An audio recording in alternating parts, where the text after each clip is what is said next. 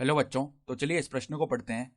बिंदुओं -1, 1, तथा 1, -1, 1 से जाने वाले तथा समतल x plus 2y plus 2z बराबर 5 पर लंबवत समतल का समीकरण ज्ञात कीजिए। तो यहाँ पे देखो, ये दो बिंदुओं के निर्देशांक दिए हुए हैं, तो हमें इनसे जाने वाले और ये जो समतल है x plus 2y plus 2z बराबर 5, इसके लंबवत समतल का समीकरण बताना है क्या होगा। तो प्रश्न में आगे बढ़ने से पहले इस प्रश्न से संबंधित जो मुख्य अवधारणा है उसकी हम चर्चा कर लेते हैं। तो देखो, मुख्य अवधारणा देखो क्या हो जाएगी। बिंदु x1, y1, z1 तथा से होकर जाने वाले, पहले ये लिख लेते हैं। देखो, बिंदु x1, y1, z1 से होकर जाने वाले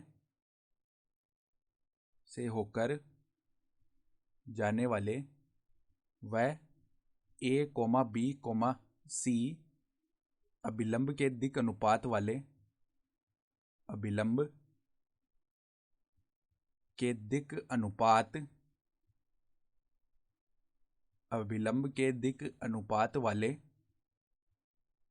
समतल का समीकरण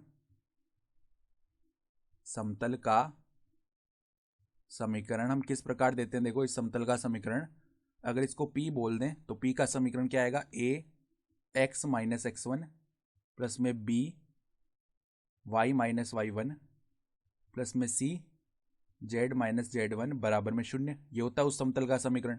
तो अब देखो, हमें सवाल में बताया हुआ है कि ये जो समतल है ये बिंदुओं -1, 1, 1 इससे जा रहा है। ठीक है, तो अब देखो, पहले अगर ये बिंदु हम संतुष्ट कराएं, चूंकि P -1, 1 से होकर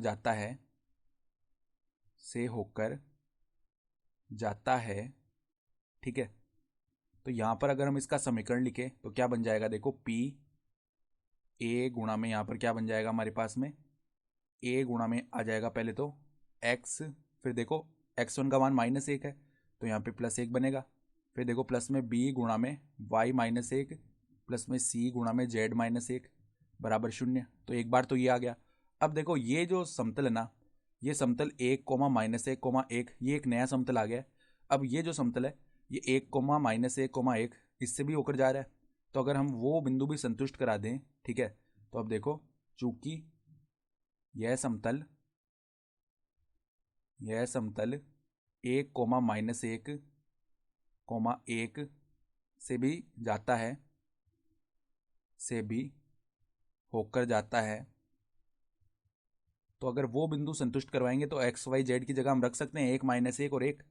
तो P का समीकरण क्या बनेगा। देखो, अब a गुणा में 1 + 1 प्लस में b गुणा में -1, -1 प्लस में c गुणा में 1, -1 बराबर में 0। तो P का समीकरण आएगा 2a माइनस में 2b, ठीक है, और c का तो पद आएगा नहीं क्योंकि यहाँ पे 0 बन जाएगा। तो 2a माइनस 2b बराबर 0, ये बन गया।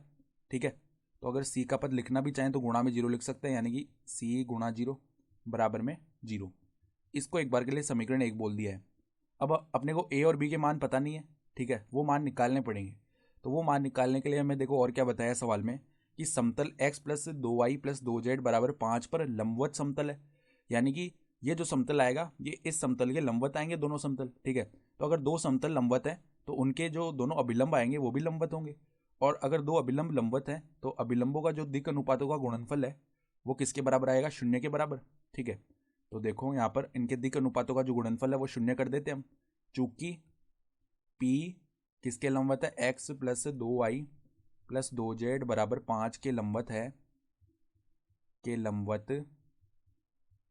है।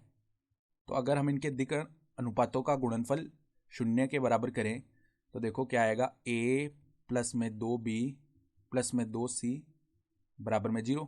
क्योंकि इसके दिक् अनुपात आ जाएंगे 1, 2, 2 और हमने सवाल में जो समतल माना है उसके दिक् अनुपात a b c हैं, तो इनके दिक् अनुपातों का गुणनफल ये आएगा और इनका योग किसके बराबर आ जाएगा, 0 के बराबर। इसको समीकरण 2 बोल दिया। अब समीकरण 1 और 2 को हम क्या कर लेते हैं, हल कर लेते हैं। ठीक है, वज्र गुणन विधि से। तो पहले क्या करेंगे, देखो a बट्टा में यहाँ पर देखो क्या आ जाएगा, a बट्टा में सारणिक बनेगी और हम क्या करेंगे, a के गुणांक को छुपा लेंगे और b और c के जो गुणांक हैं उनसे बनेगी ये सारणी, यानी -2, 0 और 2 2, तो देखो -2 0 2 2, ये बन जाएगी सारणिक। बराबर में माइनस का बी आता है, और यहाँ पर क्या सारणिक बनेगी, देखो बी को छुपा लेते हैं, और यहाँ पर क्या बनेगा 2 0 1 2, तो 2 0 1 2 ये बन जाएगा। बराबर में देखो, बराबर में आएगा हमारे पास में सी बट्टा में, यहाँ पे कौन सी सारणिक बनेगी, यहाँ पे देखो सी को छुपा लेते हैं, तो फिर क्या बनेगा 2 -2 1 2, तो 2 -2 1 2, और इसको हम लैम्डा के बराबर मान लेते हैं एक बार के लिए। ठीक है, अचर है कोई भी लैम्डा शून्य के बराबर नहीं है जो। ठीक है, तो ए बट्टा में यहाँ पर इस सारणिक का मान याद करेंगे तो माइनस का 4 आ जाएगा। फिर बराबर में माइनस बी बट्टा इसका मान याद किया तो 4 आ जाएगा। ठीक है, बराबर में यहाँ पर सी बट्टा 4 प्लस में 2 ये बनेगा इसका मान, तो 4 प्लस में 2 कितना होता है 6, बराबर में लेमडा। तो अगर ए का मान याद करें तो माइनस का 4 लेमडा आएगा, बी का मान याद करें तो माइनस का 4 लेमडा आ जाएगा, और सी का मान याद करें तो 6 लेमडा आ जाएगा। तो देखो अब हम क्या करते हैं, ये जो ए बी और सी के मान आए हैं ये हम उठा करके हमने शुरू में जो ये माना था समतल का समीकरण इसमें रख देते हैं। यानी देखो क्या बनेगा पी, यहाँ पर देखो हमने क्या समीकरण माना था, ए गुणा में एक्स प्लस 1। ठीक है, तो -4 लेमडा गुणा में एक्स प्लस 1 ये था। फिर देखो प्लस बी, तो -4 लेमडा, फिर क्या आया था बी गुणा में y-1, तो y-1।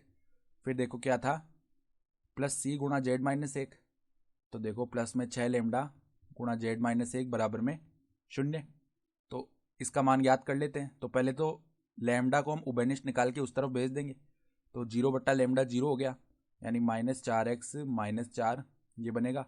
फिर -4y प्लस 4 ये बनेगा। फिर यहाँ पे प्लस में 6z -6 ये बन जाएगा, बराबर है 0 के। तो हम देख पा रहे हैं -4 और +4 ये तो 0 हो गया। अब यहाँ से हम क्या करते हैं, माइनस को और उभयनिष्ठ निकाल लेते हैं। ठीक है, तो 4x प्लस में 4y -6z प्लस 6 बराबर में 0। अब यहाँ से 2 को और उभयनिष्ठ कर लिया, तो 2x plus 2y -3z plus 3 बराबर में 0, ये हो जाएगा अभिष्ट समतल का समीकरण। ठीक है, और यही हमारा क्या हो गया, उत्तर भी हो गया। तो आशा करता हूँ कि आपको ये प्रश्न समझ में आया होगा। धन्यवाद।